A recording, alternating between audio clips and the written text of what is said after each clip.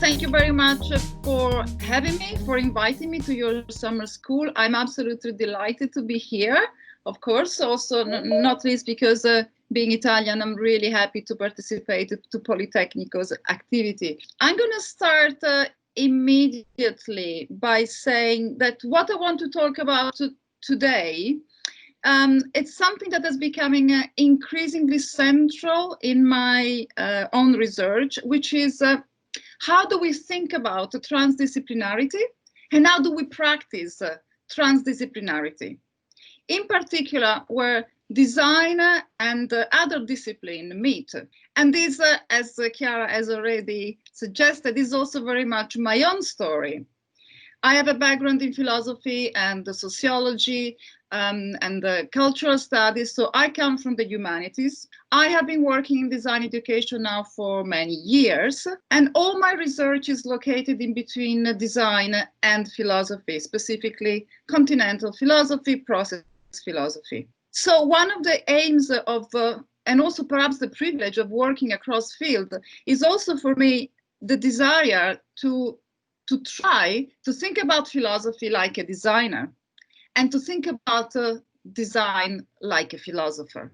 So, and really trying to figure out what does it mean to stay in the middle area, in the encounter between one and the other.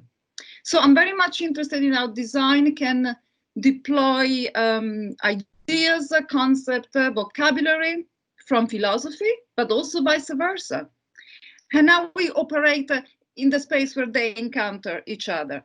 And of course, this has to do with establishing alliances across disciplines and also entering unexpected encounters with other fields, with the purpose of inventing new images to think with, and also to rise to the challenges presented to us by an increasingly complex, uncertain, and very turbulent world.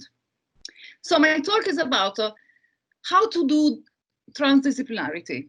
And I hope in the next 40 minutes or so, I'll be able to share with you some of the key insights, some of the ideas I'm working on right now, and, from the title I've chosen for today, Undisciplined Knowledges for Transversal Futures. So very briefly, undisciplined is about acknowledging that disciplinary boundaries are not static, but they can and should be contested. And that doing transdisciplinarity can be a very powerful work for change. Knowledge is about acknowledging and building epistemic cultures that are explicitly plural.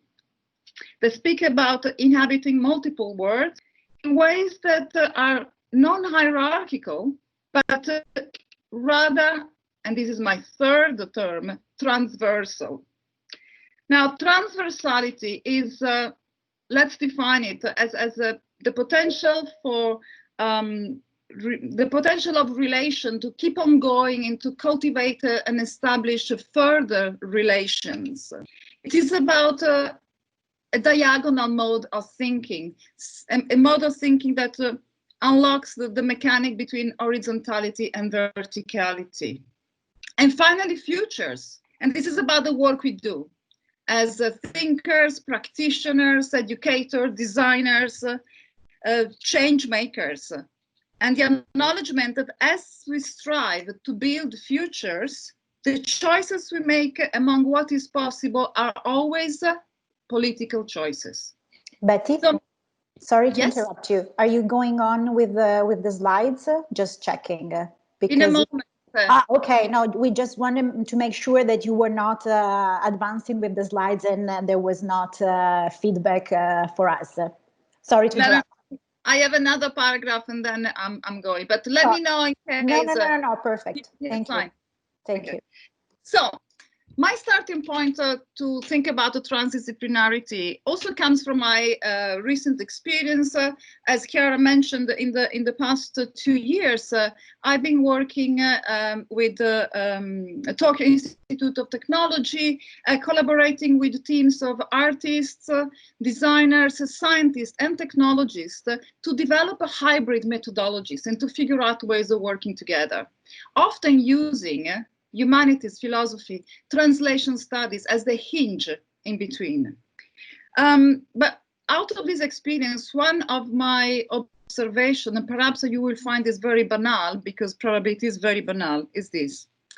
It is not sufficient to assemble ad hoc teams of scientists, designers, philosophers, coders, stakeholders in various capacity, technologists, etc., experts in various combinations, put them in the room together, and then in the hope that just the sheer variety of expertise and background and experience will activate transdisciplinarity.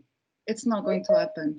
What is needed, and this is my opinion out of my experience, is a set of conceptual tools that must be made explicit, literally put on the table, up for grabs, for discussion, for debate, for critique, in order to scaffold transdisciplinary work in a way that is robust to actually support it, but also very nimble, enough to allow for adventurous exploration in the unknown together. Now I click the second slide. I sense that it is precisely from this term, this notion together, that we must begin. What does it take to imagine, to design, and to inhabit spaces of experimentation, collaboration, reflection together? How do we craft togetherness? How do we enable it?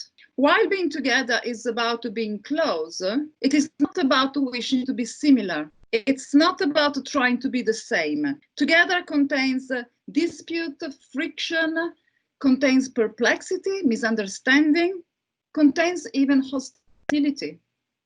And the extent to which all this is foregrounded and put on the table, it's vital to any transdisciplinary project that wants to thrive and create change. So this is what perhaps interests me the most.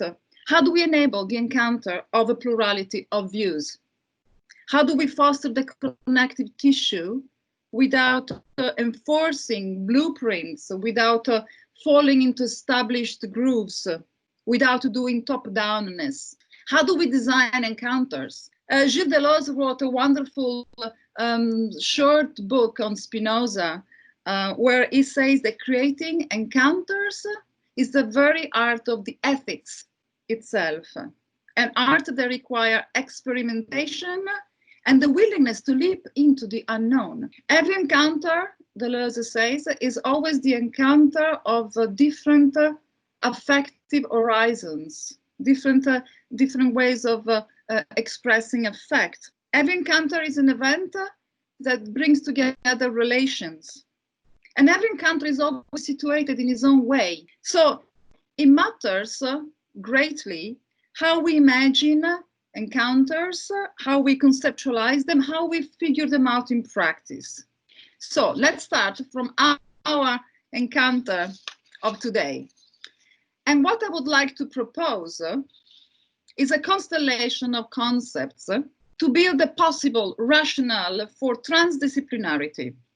And these are some of the ideas I've been working on, and you can see also the situatedness of my thinking and philosophical practice in the authors and in the thinkers I refer to continuously.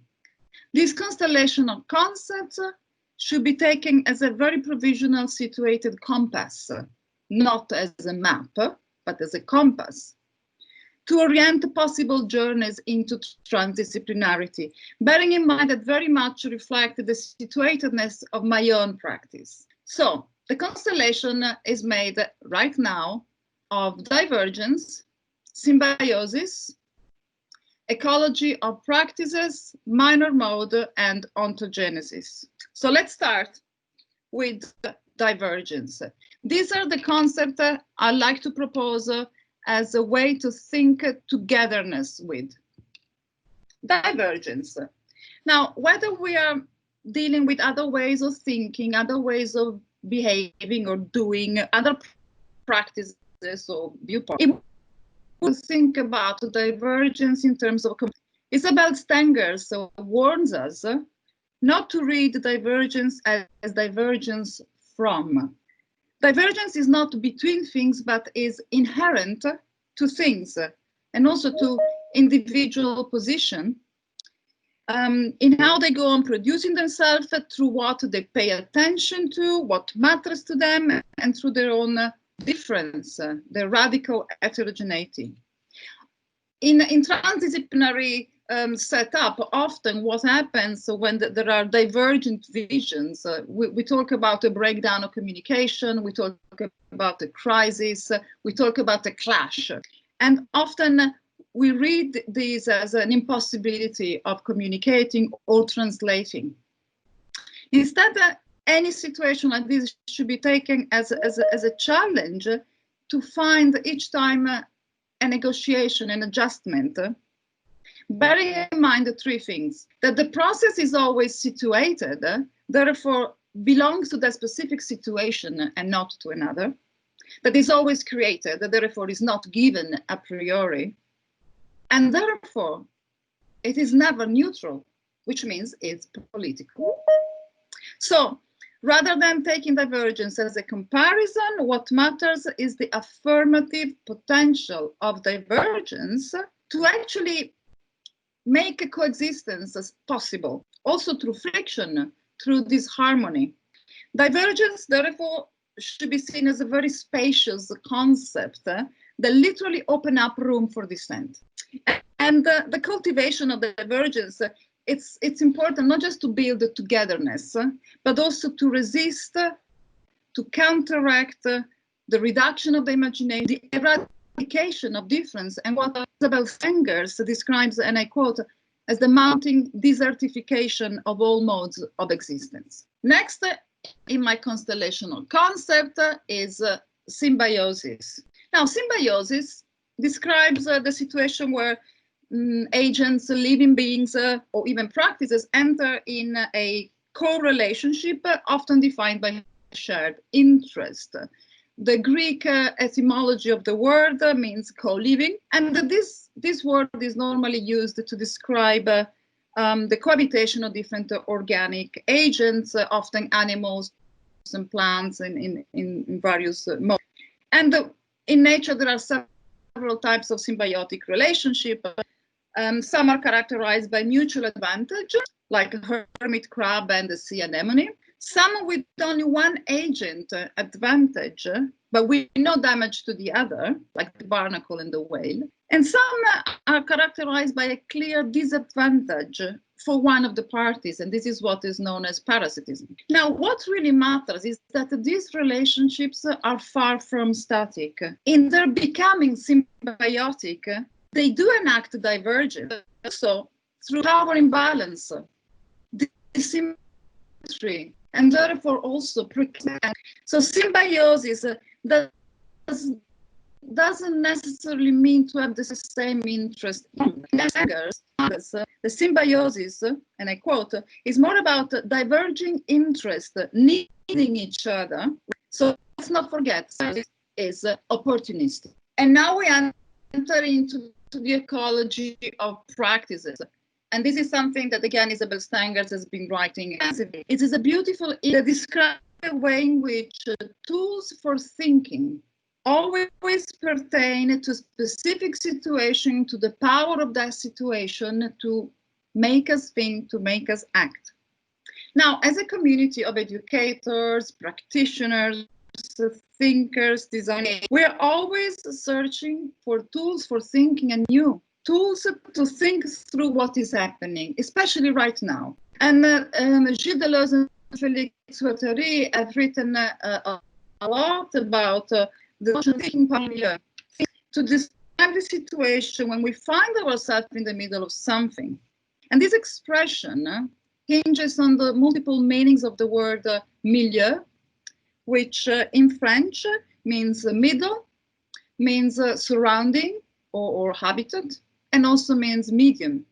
So thinking through the middle means thinking without a grounding definition, without an ideal horizon, without a beginning, without an end, without a teleology, right into the middle, but also means thinking through and within the surrounding, which really stress the entanglement of a practice with its habitat.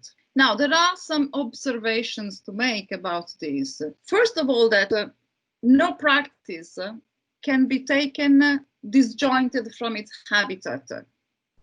It is only when we locate the practice in its home, which means also understanding how the practice emerges from a habitat and is entangled with it, then we can understand, we can grasp its ethos. So, and this is the beautiful connection between ecology and ethology. The alliance between the ethos of the practice, what are the crucial concerns of the practice?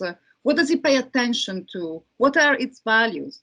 And its oikos, how does it define and is defined by its entanglement with its habitat? In other words, we can say that there is no ecology without ethology. Ecology emphasizes the capacity not just to cultivate heterogeneity, but to stay with heterogeneity, especially in difficult times. While ethology gives us a way of mapping practices on the ground of what they can or cannot do, their affective encounters, their capacities, their affinities, their powers. Now, a second observation to make in relation to the ecology of practices is that they operate in the minor mode. And this is another concept drawn from Deleuze and Guattari. The opposition minor and major they discuss should not be seen, however, as a quantitative opposition. Minor doesn't mean smaller or weaker or less significant or vernacular. A minor mode is beautifully evoked by Deleuze and Guattari through the image of an arrow launched into the world. And it's a line that can attract forces, that can generate new thoughts and produce new effects. It's a line with the potential to disturb, to unsettle, because it's creative. And it crosses through what in Deleuze and Guattari is the major mode, the standard by which things are measured.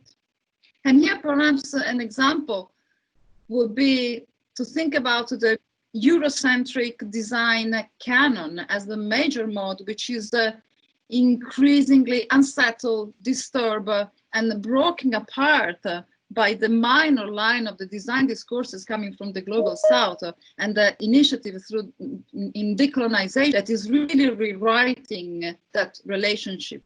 Minor practices have a very high coefficient for divergence, whether in literature, in languages, and in design. They tend towards collective agency, they are inherently political, and they have some kind of vitality.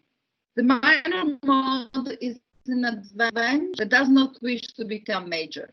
And with this, I move to my next point on my constellation or concept, which is ontogenesis.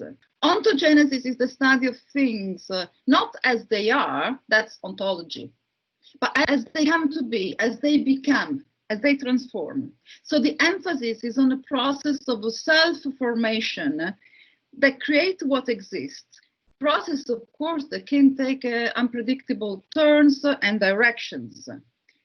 Ontogenesis describes how things mutate as their relationship change.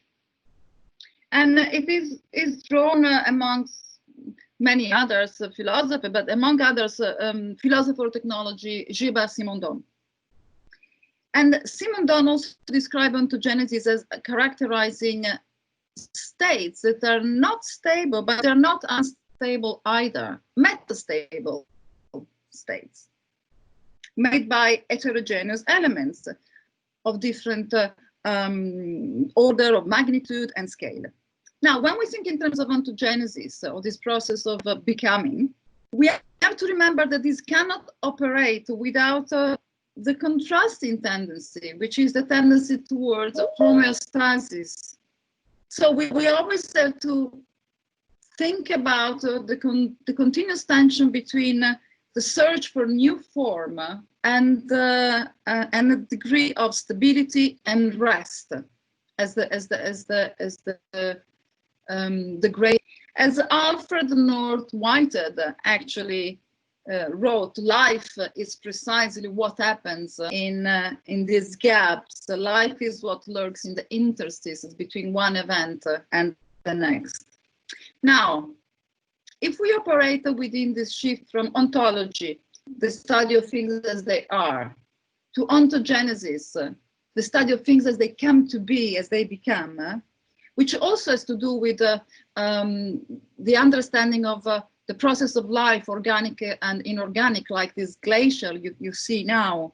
It has to do with individual and collective social processes, has to do with the way the brain thinks and creativity. Now, if you think in terms of this shift, then we have to acknowledge also that knowledge itself and all the practices associated to knowledge making will also shift. So this is also an epistemological shift that takes us into a transdisciplinary terrain. So to briefly sum up the constellational concept I propose, we got divergence, which is about making room for dissent.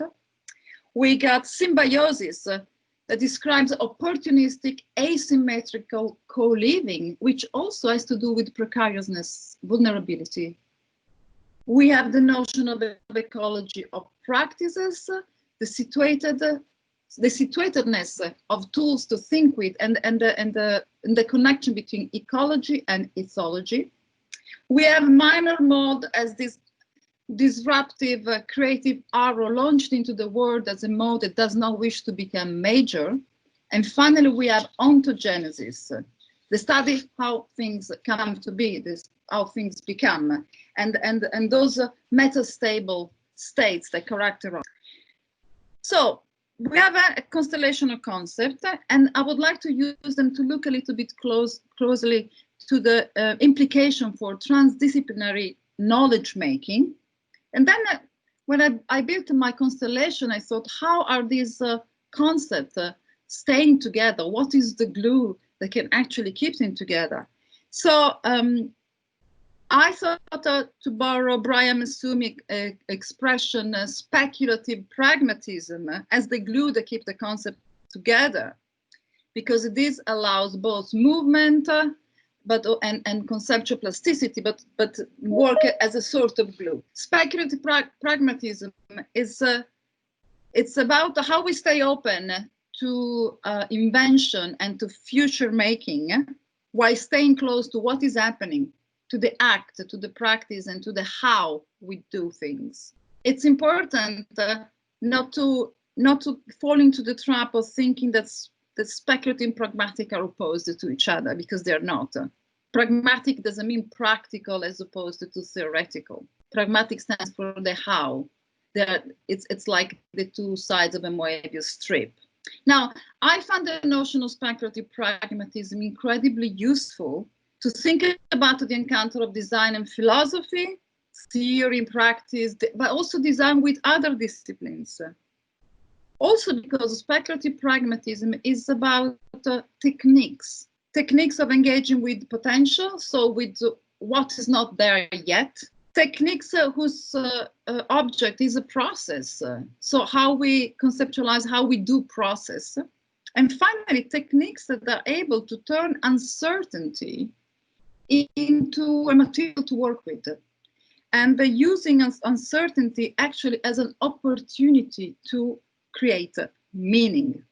And this seems to be working with potential, working with uncertainty, and focusing on process seems to me quite an accurate description of what design is doing already. So now the issue will be, how do we take these ideas to reflect on why 21st century design needs a transdisciplinarity? Perhaps this question can also be reframed as how do we deal with systemic uncertainty, complexity, and turbulence? Now, it's very, very clear that contemporary problems are interdependent. They cannot be addressed by a single discipline in isolation. Perhaps it's time to let go also of that overused notion of wicked problems with its implication of untractable complexity, and instead focus on building collaborative strategies that not only embrace uncertainty, but actually turn uncertainty into material to work with. And this is why I think transdisciplinarity is so important, and I'm so interested and passionate about it, because it gives us tools to develop other ways of thinking, of knowing, and relating to the world, tools to navigate this epistemological shift, also from wanting to know the world as something out there, an homogeneous entity, which is a fiction. Think about the expression real world problems. How misleading is that? To shift instead to practices, transversal, transformative, collaborative, practices of attuning to a multiplicity of words. We also, as practitioners, researchers, etc., contribute to create. So the point is not to try to solve the problems that are urgent today, and there are many, but to reframe them by asking new and different questions. Perhaps shifting from design as problem solving to design as problem finding, which means increasing the problematization of what exists. And this can only happen through the production of new research questions outside the known disciplinary boundaries. And this, I think, the process of invention. Now, in his book on Henri Bergson, Deleuze makes an interesting distinction between discovery and invention, which I think is worth revisiting here. He says that discovery has to do with problems that are simply stated and that somehow contain already their own solution. So this solution, this simply needs to be uncovered. So discovery concerns something that already exists and sooner or later is going to happen. Invention, on the other hand, creates what did not exist before, what might never have happened. Invention is about creating the terms by which a problem can be stated. I'm going to repeat that. Invention is creating the terms by which a problem can be stated. Therefore, it is invention rather than discovery that pertains to transdisciplinarity, genuine transdisciplinarity. It's interesting that Deleuze in the same book also says that the activity of thinking in itself is often misconceived as the search for a solution to a problem. And he says that this is a prejudice. It's a prejudice that has its roots in the way in which education is structured, formal education, school, university, and where the teacher is the person posing the problem, and the learner is the person that solves the problem by discovering, by pointing the right solution. It's hard not to think about a certain type of education here, the education that is obsessed with efficient problem solving, jeopardizing creativity, criticality, and risk taking. Now, a couple of word of caution when we're dealing with transdisciplinarity. First of all, fostering transdisciplinarity and undisciplined knowledges is not just about creating a third space. And this advice is reductive or derivative. At worst, it's really a Trojan horse that recreate the disciplinary boundaries even stronger than before. And this often happens when we see those very neat Venn diagrams where each discipline, design, technoscience, philosophy, ethics, are neatly presented with the space in which they overlap, as if as disciplines, they were impervious to change. This is a fiction. Any discipline will change and should change, and is also changed by the way it encounters the world, which also means to say perhaps that transdisciplinary knowledge is never finished. So as researchers, we must know, or we must be explicit about where and how we insert the cuts, where we create boundaries, of which more in a moment. So instead of thinking about the third space, we can imagine end spaces, to borrow artist Andrew Young's expression, end spaces. As long as this doesn't become lack of rigor or total rejection of methods, because transdisciplinarity doesn't mean anything goes. We don't want intellectual collapse. So we must be mindful of the how we do things, methods. We want methods that are inventive. They're about invention, not discovery. They are adaptive. Methods that acknowledge that the research objects are both already made and always in the making. We want methods that are hybrid, and also methods that can be framed as anticipatory practices that help us thinking about the future, which also means to constantly check our assumptions when we build the future imaginaries. Now, questions of methods are important because ultimately questions of boundaries. Where exactly, as the transdisciplinary researchers, we make those cuts, we specify the boundaries of knowledge that we are intending producing. How do we go about crafting boundaries, which is also crafting methods? Now, the crafting of boundaries is very much about our own accountability as researchers, our own implicatedness. And this is important because it's about the politics of methodology. A fundamental argument in social sciences is that methods don't simply describe the world, but enact it. Methods are performative, they have effects, they produce realities.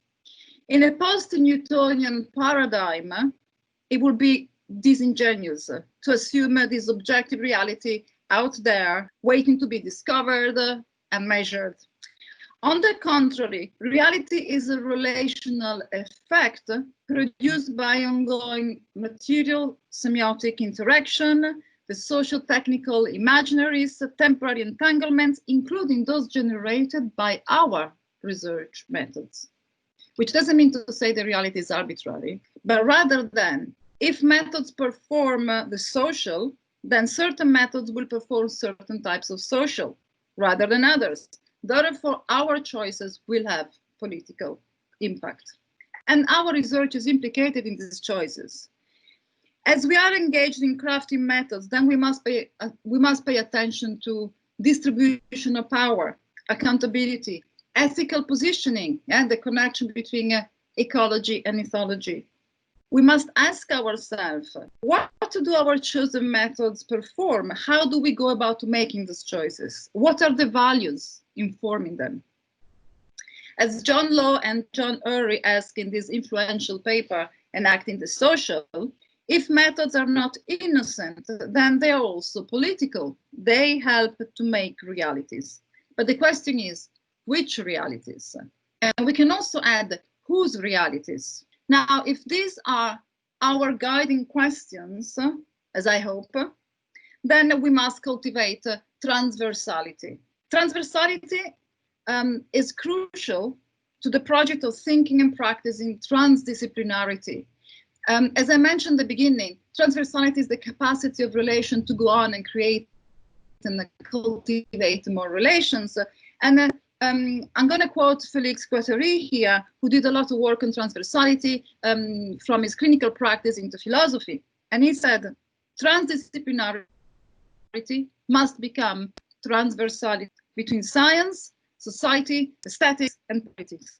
Now, transversality is not born spontaneously, says Guattari. Its conditions must be invented, experimented, and I would say designed.